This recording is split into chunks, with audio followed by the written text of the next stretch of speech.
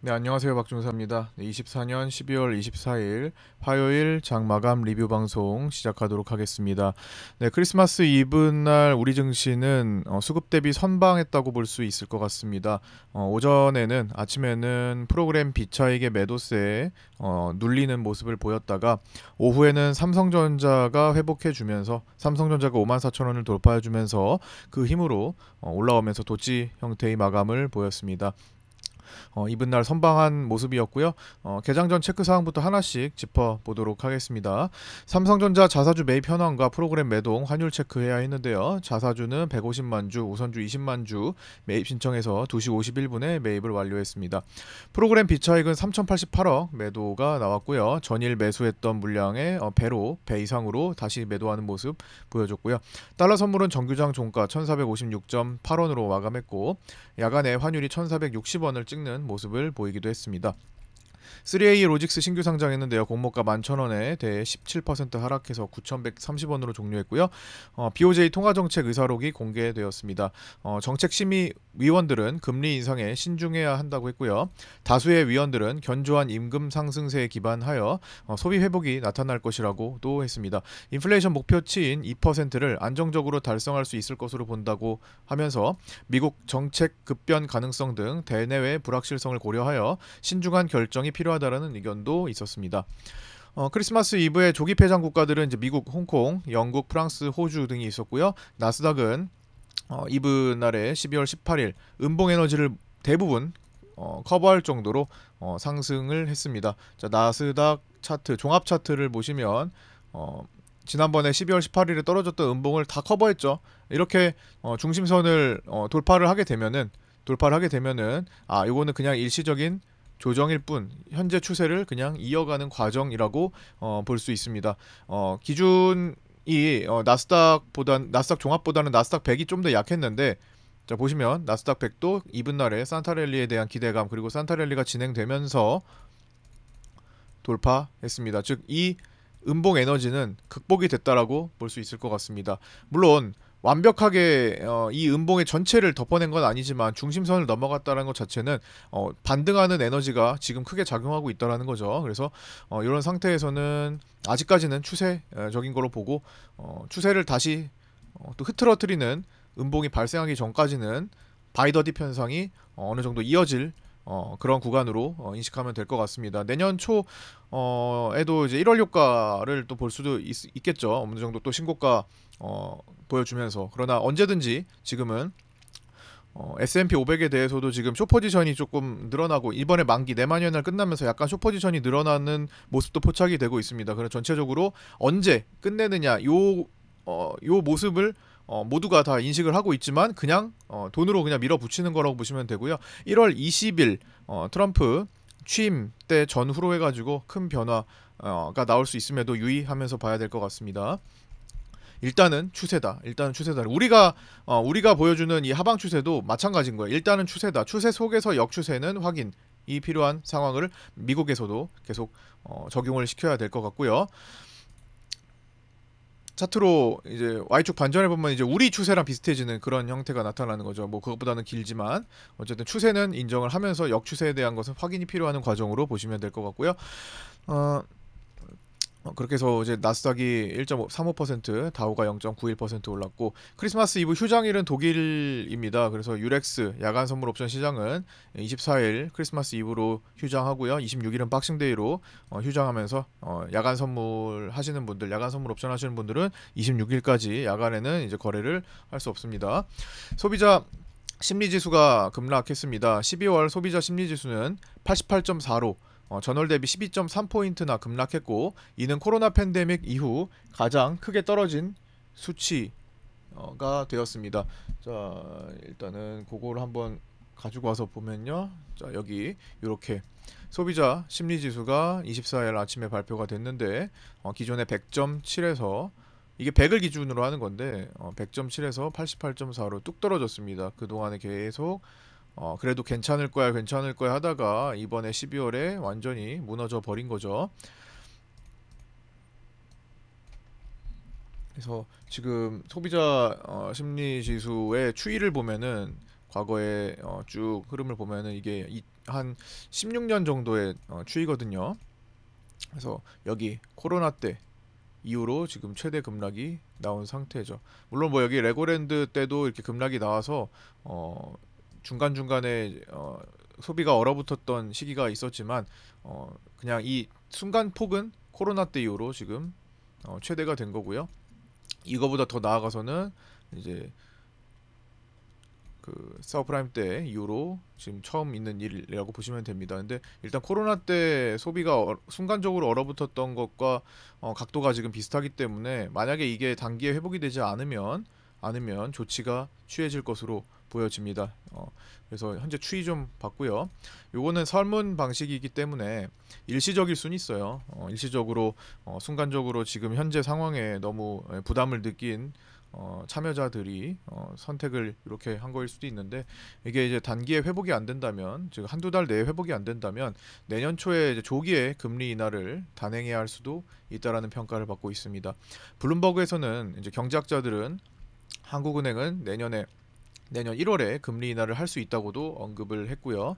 JP 모건은 8년 전 대통령 탄핵 이슈가 있었던 때보다 소비자 심리지수 하락폭이 8.4%포인트에 비해 더 크다면서 이번 정치 불확실성은 소비자들의 소비 지출에 더 큰 영향을 줄 가능성이 높다고 분석하고 있습니다. 캐피털 이코노믹스도 이번 소비자 심리지수의 급락을 부정적으로 보면서 내년 1%포인트의 금리 인하를 전망했습니다. 배당 일정 있죠. 배당 기준일은 12월 26일, 배당락일은 12월 27일입니다. 12월 26일까지 매수해야 올해 배당을 수령 가능하고요. 올해는 밸류업 특수가 있었죠. 예, 그렇기 때문에 조기에 배당 투자가 미리 일어난 점을 감안한다면 26일까지의 배당 투자는 큰 기대를 하기는 어렵습니다. 어려울 거라고 보고 있고요. 우리 증시는 26일 나스닥 산타랠리에 의해 갭상승 후 26일에, 그러니까 26일에 끊어서 볼게요. 26일 장은 나스닥 산타랠리에 의해 갭상승 후 저항에서의 반응을 살피며 대응이 필요할 것 같습니다. 일단 갭상승이 나올 확률이 높겠죠. 야간장은 없었지만 나스닥의 움직임 폭을 보면은 우리도 거기에 맞춰가지고 어느 정도 반응이 나올 걸로 보이는데, 갭이 뜬다면 바로 여기 이제 갭을 메우면서 저항에 돌입하게 됩니다. 여기 요 라인과 더 나아가서는 궁극적으로 제가 11월 11일에 보였던 외국인들의 반응이 있었던, 외국인들이 옵션 양매도에서 풋 쪽을 풀면서 급락을 시켰던 그 기준 라인 여기를 향하는 그런 과정이 될 수 있을 텐데, 어쨌든 단계적으로 이 저항 라인에서 시장이 어떤 반응을 보이는지, 매물에 막히는지 아니면 그걸 돌파하는 힘이 생기는지 그거를 일단은 체크를 하면서 봐야겠죠. 그래서 반응을 살피면서 오늘도 수급 에너지가 어떻게 진행되는지 살피면서 그날 풀어가면 될 것 같습니다. 어쨌든 지금은 아직은 확인되지 않고 있지만 반등을 하려면 여기는 넘어서 안착해야 돼요. 그 전까지는 함부로 반등할 것이다라고 예측해서 들어가면 또 추세에 걸려들 수가 있습니다. 아직은 추세장이죠. 아까 초반에 말씀드렸듯 미국도 상승 추세, 우리는 하방 추세. 이 추세를 인정하면서 그걸 추세를 거스르는 힘이 강할 때, 그럴 때를 활용해서 매매를 해야지, 기본적으로는 추세를 인정하고 넘어가야 그게 역추세로 진행이 되는 거로 볼 수 있습니다. 넘어가고 안착해야 기준을. 그래서 제가 이 시기에는, 여기 외국인들이 양매도를 보이던 시기에는 이 추세를 인정하고 기준 음봉과 기준 갭의 중간선을 돌파 안착할 때까지는 하방 추세로 본다라고 말씀을 드려왔었죠. 그리고 저점 안 나왔으니까 저점 이탈도 유의해야 된다고 했었고요. 그래서 이번에도 기준을 계속 잡아드리는 겁니다. 이걸 반복하는 이유는 처음 듣는 분들도 계시기 때문에 제가 매 영상에서 언급을 드려도 그냥 복습한다 생각하시면 될 것 같아요. 오늘 이 영상을 처음 보시는 분들도 분명히 계실 수 있으니까요. 그래서 이 기준을 저는 삼고 있습니다. 그래서 지난번에 외국인들의 반응이 나왔던 자리, 옵션에서 반응이 나왔던 자리, 옵션에서 외국인들이 이 가격을 통과할 때 분명히 큰 반응을 보였습니다. 반응을 보인 자리, 11월물, 12월물 반응을 보인 자리를 기준으로 삼겠다라는 겁니다. 그래서 거기까지 올라와서 안착이 되면 이제는 좀 풀리겠구나, 풀릴 수 있겠구나, 이렇게 풀어볼 수 있고요. 거기까지 못 도달하면은, 도달하지 못하면 추세가 작용을 하겠구나, 작용할 수 있겠구나, 이렇게 판단을 하고 있는 겁니다. 국내 증시 보겠습니다. 아침 포인트는요, 전일 저항대. 그죠? 이거는 어제니까 엊그제 저항대에 비슷하게 막힌 모습입니다. 자, 보시면 제가 어제도, 그러니까 월요일장에도 이 목요일이었던 지난주 목요일, 자 이렇게 됐죠. 지난주 목요일에 막혔던 요 자리를 보자고 아침에 말씀드렸죠. 그래서 요 자리 체킹이 됐고, 그 다음에 아침에 요 자리가 또 건드려졌죠. 살짝 돌파하기도 했습니다만 일시적인 걸로 봤고, 그 자리를 건들면서 막혔죠. 그래서 프리장에 순간적으로 뚫기만 했다. 프로그램 비차익 매도가 아침에는 시간 대비 속도와 그 크기가 컸습니다. 그래서 이거를 덮어낼 수 있는, 프로그램 비차익 매도가 누르는데 이거를 막아낼 수 있는 대항 수급이 뭔지, 대항 에너지가 뭔지 체크하면서 확인을 해야 되는데, 아침에 초반에는 외국인들이 그래도 선물 매수로 조금 받아주다가 이내 외국인들은 그 선물을 빼버리기 시작하죠. 아침에 슬쩍 사주는 척을 하다가 빼버리기 시작하면서 그때부터는 선물이 그냥 제로에서 횡보만 합니다. 그러니까 선물은 거의 영향력이 없었다라는 거고요. 아침에 선물에서 힘을 빼니까 프로그램 비차익 매도가 각도를 더 이렇게 힘을 쓰면서, 초반에 이거 프로그램 비차익 매도입니다. 그래서 이렇게 누르면서 하방으로 전개가 됐던 거죠. 그래서 요 하방은 충분히 노려서 수익을 낼 수 있었는데, 이 뒤에가 문제였죠. 이 뒤에가, 자, 막히는 거 있었으나 여기 돌파됐을 때 다시 잘 내려오지 않는 거, 그 힘도 같이 파악을 했어야 됐습니다. 물론 프로그램은 아침보다는 덜 하지만 그래도 꾸준히 매도하는 추세를 보여왔죠, 하루 종일. 그런데 덜 내려갔던 것은 이거에 대항하는 힘이 생겼기 때문이죠. 분명히 선물에서는 대항하는 힘이 죽었고요. 이후에 삼성전자가 그 힘을 이어받은 겁니다. 그래서 제가 그날 장중에 계속 그걸 말씀드렸던 거예요. 기본적으로 프로그램은 누르고 있다. 천천히 누르고, 아침에는 좀 빨랐지만 그래도 속도를 조절하면서 천천히 누르고 있다. 그런데 그거를 덮어내는 삼성전자 매수 이미 들어오면서 54,400원, 500원까지 찍었죠. 54,000원을 뚫면서 이거를 회복시킨 겁니다. 그래서 도치 형태의 마감이 된 거고, 상대적으로 프로그램과 삼성전자는 모두 기존의 하방을 보여주고 있었잖아요. 하방 추세를 보여주고 있었죠. 프로그램도 지금 7월 12일부터 13조 5천억 정도까지 매도를 누적시켜 왔고, 그냥 웬만하면 다 팔았잖아요. 웬만하면 프로그램은 최근에 그냥 웬만하면 팔았습니다. 보시다시피 비차익, 자 7월 달부터 쭉 보면요, 여기 숫자 보시면 쭉 넘어와서, 자 여기서 보시면 어떻게 됐어요? 비차익 웬만하면 팔았습니다. 그쵸? 웬만하면 팔았어요. 누적이 되고 있죠. 쭉 보시면 여기서도 대체적으로 계속 팔아요. 그래서 누적량이 계속 커지죠. 그리고 그 위에도 웬만하면 파란색, 웬만하면 지금 여기 차익거래 이거 말고 누적, 여기 비차익을 보시면 됩니다. 차익은 선물과 현물 간의 차익만 내는 매매이기 때문에 시장에 큰 영향을 주지 않는다고 보고요. 비차익거래 보셔야 됩니다. 여기 계속 웬만하면 팝니다. 이 웬만하면 파는 상황 속에서 엊그제 23일에 이거를 팔지 않고, 그 다음에 18일에도 이걸 팔지 않고 조금이라도 사니까 시장은 그 화력이, 이 에너지가 되게 크게 작용을 하는 거죠. 파는 힘이 없는 것만으로도 시장은 고탄력을 보인 겁니다. 상승 쪽으로.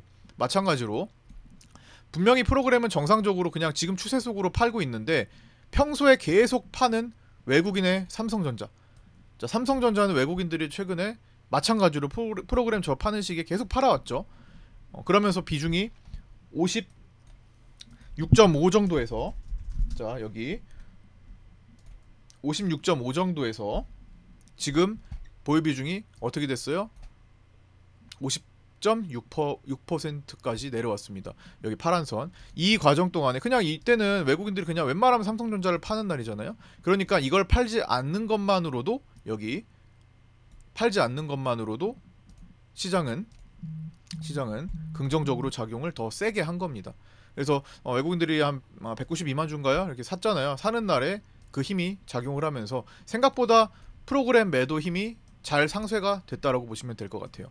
그래서 그 대항하는 힘을 계속 보자고 강조를 드렸던 겁니다. 다시 아침 정리해 볼게요. 아침 포인트, 어제 저항대, 그러니까 23일 월요일에 저항대와 비슷하게 막힌 모습이었고요. 프로그램 비차익 매도가 시간 대비 속도와 크기가 컸고 커버할 수 있는 상승 수급이 들어와주는지 여부를 체크해야 했다. 그래서 프로그램 비차익 매도 1순위로 비차익 매도를 화요일 시장에 영향을 미치는 가장 주요 에너지원으로 보고 다른 것들은 대항하는 수급으로 파악합니다. 외국인 선물 매수와 월물 풋옵션 매도를 파악했습니다. 처음에는요. 그러다가 이제 오전에 아까 전에 말씀드렸듯 외국인이 선물을 딱 축소를 합니다. 그래서 그때는 이제 바뀐 거죠.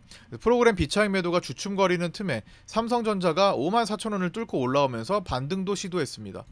요 부분이죠. 제가 이날은 항상 파생반에 8시 41분에 올려드리는 지지와 저항 라인을 거의 도달하지 못했어요. 여기도 제가 324.8부터였는데 0.4포인트에 도달하지 못했고 덜 갔죠. 밑에도 320.8이었는데 0.6포인트 덜 갔습니다. 그러니까 이날은 에너지 수급 대비 제가 갈 수 있는 자리 대비 좀 둘 다 덜 갔어요. 위로도 덜 가고 아래도 덜 간 느낌이었습니다. 그만큼 방어가 바로 들어와 주기도 했고요. 그 다음에 제동이 프로그램으로서 빨리 걸린 거죠. 예, 그런 움직임이었고 제한 그 안에서 움직였다라는 거죠. 메인을 프로그램 비차익으로 놓고 대항 포인트를 삼성전자로 변경해서 체크를 하자라고 오전에 포인트를 잡아드렸던 겁니다. 외국인 선물, 월물 옵션, 위클리 옵션 등은 개인 참조 사항이었고요. 위클리 옵션 하루 전이었지만 쌓인 게 없어가지고 크게 영향력을 주지는 못했고요. 그리고 실제로도 뭐 양매수에 가까웠고 콜 우위의 양매수였지만 전체적으로는 양매수였습니다. 그러면서 이제 프로그램 비차익 매도도 천천히 늘어나면서 그리고 그 누르는 힘도 계속 작용을 했던 겁니다. 여기서. 그래서 초반에는 오후장 완전히 오후장으로 넘어오기 전까지는 그래도 어느 정도 반등하면 눌리는 모습도 나타났던 거죠. 그 힘이 삼성전자로 계속 방어가 됐던 거고요. 종가 체크 내용입니다. 삼성전자는 현물 54,400원, 선물 54,000원에 종료했고요. 삼성전자는 외국인들이 11월 15일 이후 최대 매수를 보였습니다. 192만 주 매수했고요. 프로그램 비차익 매도 에너지를 크게 상쇄시키는 역할을 했습니다. 평소에 하도 매도가 많으니까 어제의 프로그램 매수처럼 매도하지 않는 것, 어제는 엊그제입니다. 이거 엊그제 23일이라고 할게요. 23일에 프로그램 매수처럼 그 매도하지 않는 것 자체만으로도 상승 에너지가 수급 대비 더 강하게 일어났던 거. 그죠? 그런 모습들이 화요일에도 나타났다라는 거고요. 자사주 150만 주는 2시 51분에 매입을 완료했습니다. 외국인 선물은 영향을 거의 주지 않았습니다. 진폭은 약 1천억 선이었고요. 위로 700억, 아래로 300억으로 끝났죠. 점심시간 이후 계속 횡보하다가 막판에 매수 미결을 축소시키는 방향으로 마감을 했습니다. 마지막에 미결 약정이 줄어들었죠. 자, 프로그램과 뚜렷하게 비교를 해보면 빨간 선 프로그램이 쭉 떨어지는 거고요. 파란 선은 미결입니다. 선물 미결 보시면 뚝 떨어지는 모습을 보였습니다. 투시는 986억 매도 마감을 했고요. 프로그램 비차익은 3088억 매도였고 오늘의 1순위 포인트였지만 대항하는 삼성전자 수급이 양호하여 지수는 도지 형태로 회복하며 마감을 했습니다. 7월 12일부터 누적 13조 5천억의 돌파를 하는 모습을 보여줬고요. 이렇게 프로그램은 누적 포지션을 가지고 있다라고 보시면 될 것 같습니다. 환율은 달러 선물로 체크를 하는데 외국인 종가 베팅 1천억 정도 들어온 것으로 추정됩니다. 원래는 한 2천억 정도 매도를 보이고 있다가 종가에 한 966억 매도로 끝났어요. 매도금이 그만큼 축소됐고요.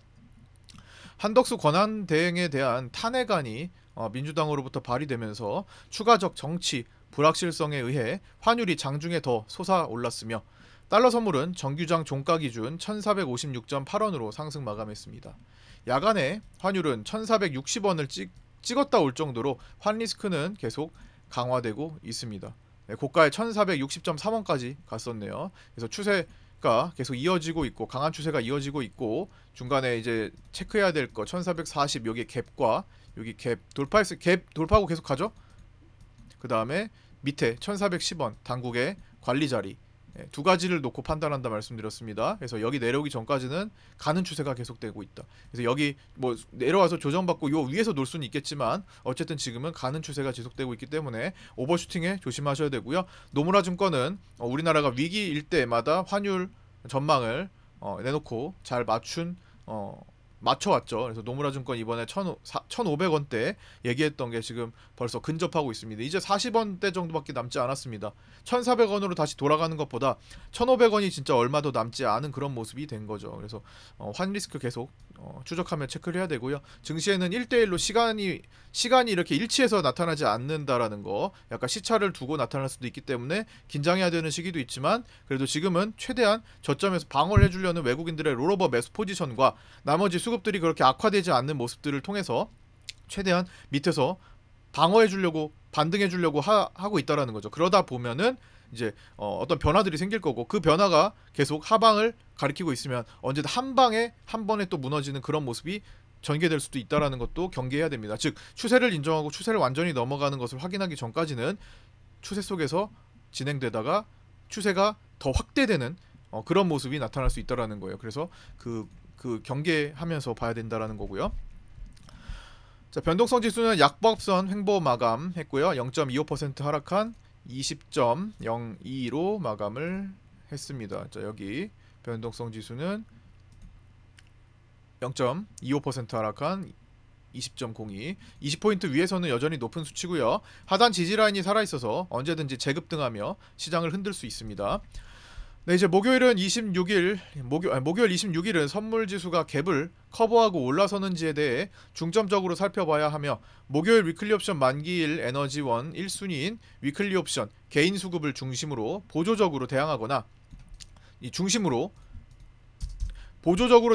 힘을 실어주는 에너지원에 대한 분석이 아침정에 이루어져야 되고, 거기에 따라 대응을 해야겠습니다. 자, 남은 크리스마스 휴일 좋은 시간 되시고요. 저는 26일 목요일 아침 8시 20분에 유튜브 라이브 방송으로 찾아뵙도록 하겠습니다. 구독과 좋아요, 알림 설정도 부탁드리고요. 구독자 방에 안 들어오신 분들, 구독자 네이버 카페 안 들어오신 분들은 댓글 보시고 신청하셔서 합류하시기 바랍니다. 고생 많으셨고요. 감사합니다.